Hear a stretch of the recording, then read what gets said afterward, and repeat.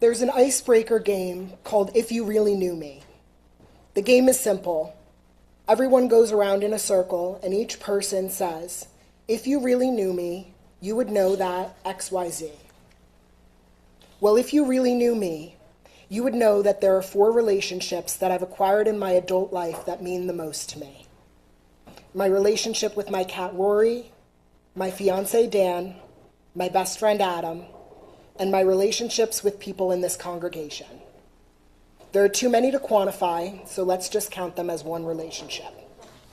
Allow me to explain how each came into my life. I was 21 in 2018 when I moved out of my mom's house. She and I got along fine enough, but I was desperate for the freedom that came with leaving the nest. So desperate that, despite my better judgment, I rushed into a relationship, and we signed a lease after knowing each other, a lease for an apartment after knowing each other for only 4 months. Much to my surprise, but no one else's, that didn't go well. We were together for 14 months, breaking up in July of 2019. At first, it felt like my life was over. I felt so stupid for getting myself into that situation. So naive for making such a foolish decision. Unfortunately, we had to continue living together for another 10 months since neither of us could afford to live anywhere else. So we were stuck in this 1-bedroom apartment. He lived in the bedroom and I lived in he lived in the living room and I lived in the bedroom. Luckily, I worked the days and he typically worked evenings, so we didn't have to spend too much time together. Then came March of 2020. His job quickly closed due to the pandemic, and I was laid off in April, so we were stuck at home together 24/7. It was absolutely miserable. We were constantly fighting. I sucked it up for the most part, but I truly believed that it was punishment for deciding to live with this person. So I put in my time like it was a prison sentence. In June of 2019, just a month before we broke up, a 6-week-old kitten was brought into my ex's workplace. While his coworkers spent all day trying to find a home for him, my ex spent all day trying to convince me to take him home. I said absolutely not. Our relationship was on thin ice already, and I didn't trust him to take responsibility for the cat. Spoiler, he never did take responsibility for the cat. The end of the day was quickly approaching, and no one could take this kitten home except for us. Fine, I said, but you will not stop trying to find a home for him. Awesome. What will we name him? He asked. Temporary. So that every time you talk to him or talk about him, you will remember we are not keeping him. Rory, for short, he exclaimed.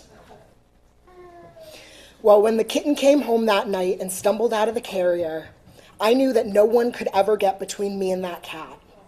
He was mine and I was his. Ironically, my ex never ended up liking the cat, so there was no fight over him when we split up. Not long after we broke up, I was looking for a new job. I really wanted to get out of food service and start working in an office environment. So I ended up getting a good job working for a law firm just 10 minutes away from our apartment in Summit. On my first day, I was greeted by Adam, who would be training me. He was really cool and we got along great. We had a lot in common and eventually started going to Panera Bread for lunch every Friday, which we affectionately called Panera Fridays. When he was leaving to work for another law firm, I remember sitting on the front porch of the office building, telling him how much I would miss him. We'll still see each other, he tried to reassure me. I didn't believe him. 2 months later, we were on the phone catching up. The new law firm he was working at was in downtown Somerville, and he was tired of commuting from his parents' house in Clinton. Do you want to move to Somerville, he asked me. I will move anywhere, I responded excitedly. And that's what we did. In May of 2020, we moved into an apartment on New Street in Somerville, and I was finally free from the remnants of my last relationship. By November of 2020, my now roommate Adam and I had been living peacefully together for 6 months. It was truly amazing how well we got along and communicated. He was happy to do any chores just as long as I asked him. One Saturday, Adam invited a couple friends over to see the apartment. We all hung out that night, and I slowly realized that I was interested in Adam's friend, Dan. The following week, we exchanged phone numbers, and over the next month, Dan and I texted each other anxiously until I made the first move and told him that I liked him and wanted to explore a relationship with him. He nervously agreed, and that was 5.5 years ago. Then, in June of 2021, Adam and I bought a house together that we later turned into an investment property. Now, Dan and I are engaged, have our own house, and we are so incredibly happy together. And Adam, as my best friend, will be my best man when Dan and I get married next year in this very building. This service is named after a Rascal Flatts song, Bless the Broken Road. The first time I heard this song was at my aunt's wedding. My cousin, who's a musician, played it as my aunt and her husband had their first dance. It was their second marriage, so the lyrics, God blessed the broken road that led me straight to you, underscored the idea that we need to go through things that are challenging, difficult relationships, hardships, and even broken legs to get to the good stuff. The song starts out with these lyrics. I set on a narrow way many years ago, hoping I would find true love along the broken road. But I got lost a time or two, wiped my brow and kept pushing through. I couldn't see how every sign pointed straight to you. Sometimes we think we know what we want, like setting out a narrow path, thinking that will make us happy. But then we find out that isn't what we wanted. The path may be painful, but that's how we learn lessons and figure out what is really important. The song reminds me to keep the faith. Not necessarily faith in God, but faith that everything will work itself out in the end, and that things will end up the way they're supposed to.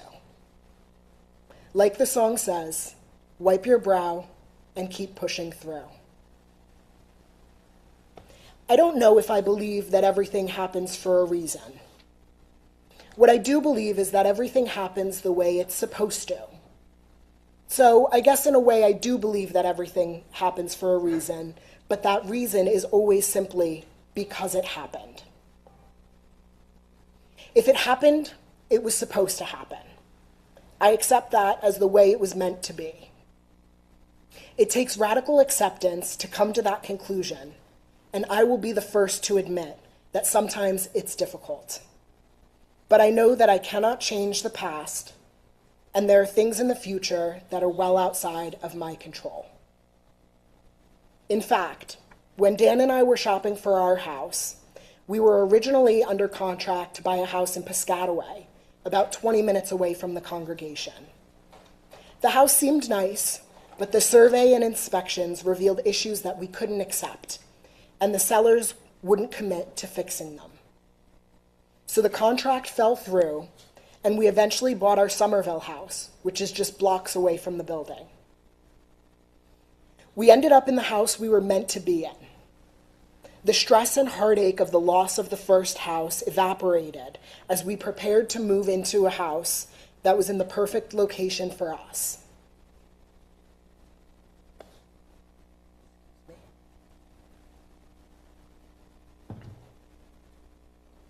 The chorus of the song goes like this. Every long-lost dream led me to where you are. Others who broke my heart, they were like northern stars, pointing me on my way into your loving arms. This much I know is true, that God blessed the broken road that led me straight to you. What really resonates with me is others who broke my heart, they were like northern stars, pointing me on my way into your loving arms. We don't always view heartbreaks in this way. We often see them as stumbling blocks instead of stepping stones. I truly believe that to understand what love is, we need to experience what love isn't. We need to get through bad relationships to learn and become our best selves for the right relationship. We can't regret bad relationships with the wrong person, because that's how we learn what it takes to have a great relationship with the right person. In the Time for All Ages, the widowed farmer is faced with several scenarios. Some seem lucky and some are challenging. But the challenging things had to happen for the lucky things to occur.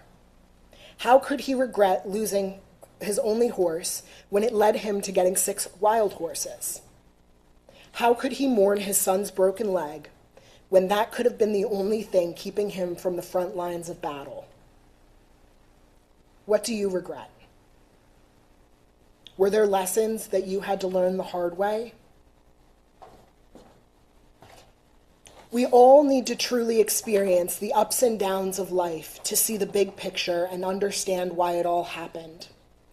Like the sayings go, it's always darkest before dawn, and rainbows only come after the rain. If you can't make sense of it yet, it just means you haven't gotten to the other side. Your lost horse hasn't yet brought back the wild horses. The army hasn't yet come to conscript the young men in the village, but your son is in pain and can't work due to his broken leg. This is where transformation comes in. One of our 7 UU values is transformation. The Unitarian Universalist Association bylaws state, we covenant to collectively transform and grow spiritually and ethically. But we cannot experience transformation if everything that happens to us is good. We need to experience hardship and pain to learn and transform into the person we are meant to be. Trees cannot grow strong if they don't experience wind. It is the pushing and pulling of the wind that helps them become strong enough to endure storms. Painter and art teacher Bob Ross said, "Gotta have opposites, light and dark and light in painting. It's like in life. Gotta have a little sadness once in a while so you know when the good times come. I'm waiting on the good times now." In order to experience transformation, we need to go through challenging experiences. Now, Adam lives in the next town over, but he and his fiancée just signed a contract to purchase a house about 40 minutes away. Is that bad? Maybe yes, maybe no. To tell you the truth, I'm having a hard time knowing he's moving so far away. But who knows what good can come out of that change? Because if I had never moved to Summit with my ex, I would have never gotten my cat and I would have never met Adam. If I had never met Adam, I would have never met Dan and I would have never moved to Somerville and joined this congregation. So if I had never moved in with my ex, what would my life even look like? I couldn't tell you. But I know for a fact that it wouldn't look anything like it does now. And for that, I couldn't be more grateful. So despite being a poorly thought out decision, I wouldn't change any of it. So, did everything work out for the best? Maybe yes, maybe no. But it certainly worked out the way it was supposed to. Thank you.